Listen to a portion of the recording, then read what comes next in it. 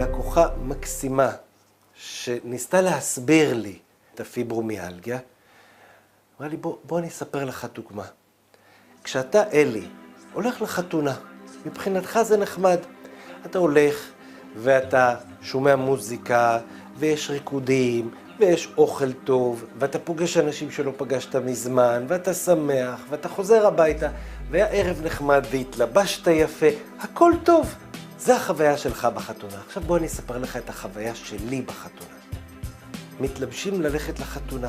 אני לובשת בגדים יפים, בדרך כלל הם קצת יותר צמודים, קצת פחות נוחים, היופי יותר חשוב, ואז הם כואבים. אתה התרגלת קצת פחות נוח, קצת יותר נוח, טיפה עניבה, לי זה כואב. ואז אני נוסעת באוטו, מגיעים לחתונה, אני כבר עם כאב מהבגדים. נכנסים לחתונה. אתה שומע מוזיקה ושירים יפים. אני שומעת רעש שהולם לי באוזניים. כולם התלבשו יפה, שמו אפטר שייב, שמו בוסם, ריחות של אוכל. אתה אוהב את הריחות הנעימים האלה. אצלי זה תוקף אותי. יש בלגן של ריחות. אז אני כבר עם כאבים, אני עם אוזניים הולמות מרעש של מוזיקה, הריחות משגעים אותי, אני מתיישבת בכיסא, אז מגיע מישהו ואומר לי, שלום, מה שלומך? ואני לא זוכרת מי זה, כי המוח שלי מוצף. אני כבר לא יודעת מי זה, ורק בא לי לבכות. ואני רק סובלת איפה שכולם נהנים. זה החתונה כשאני הולכת. אתה נהנה, אצלי זה מלחמה, וזאת אותה חתונה. דברים שאדם בריא נהנה מהם, אדם חולה פיברומיאלגיה מותקף מהם. בפיברומיאלגיה אף אחד בחוץ לא יודע מה אני מרגיש בפנים. וקשה מאוד לקבל אמפתיה מהעולם, כי אף אחד לא רואה, אף אחד לא מבין מה הולך לי בפנים. ומה שקורה זה שחולי פיברומיאלגיה הם הרבה פעמים מאוד בודדים, כי הם לא מתקשרים את מה שיש להם. ואז חולת פיברומיאלגיה רוצה חיבוק מבעלה, הוא בא ומחבק אותה וכואב לה והיא נרתעת. והוא לא מבין מה עובר עליה. והוא מרגיש רע והיא מרגישה רע, ובגלל זה פיברומיאלגיה היא תסמונת שפוגעת לא רק באדם, אלא גם במשפחה הקרובה וגם ביחסים עם המשפחה הקרובה.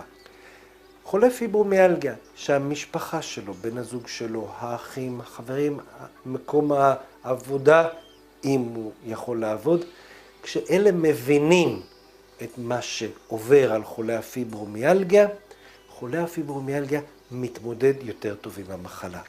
הוא לא בודד, וכשהוא לא בודד הוא יכול להתמודד ולהגיע למקומות של עושר רגיל. אני אומר, כל פעם שאני פוגש חולי פיברומיאלגיה, שמי שחולה פיברומיאלגיה זה לא אומר שהוא לא יכול להיות מאושר. חולת פיברומיאלגיה יכולה להגיד לבן הזוג שלה, היום זה יום רע. קמתי ואני עם כאבים ואני עם עייפות, והיום לא נוכל לעשות שום דבר. והוא מבין, למחרת, כשיחזרו אליה האנרגיות, והיא תגיד לו אני ביום טוב, הם יוכלו לחגוג את היום הטוב ביחד. לצאת, לאהוב, להיות, לעשות כל דבר ביחד. בשביל זה אנחנו עושים את הסרטון הזה. כדי שאנשים שלא נמצאים בפנים, ידעו מה עובר על אלה שנמצאים בפנים.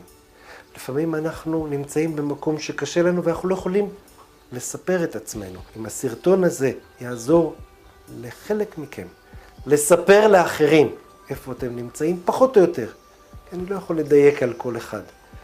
אבל אם זה ייתן איזושהי תמונה למישהו אחר, איפה נמצאים חולי הפיברומיאלגיה, אז אני את שלי עשיתי. אנחנו את שלנו עשינו, ואנחנו מקווים שבצורה כזאת תתחילו את הדרך אל האושר עם הפיברומיאלגיה, כי זה אפשרי.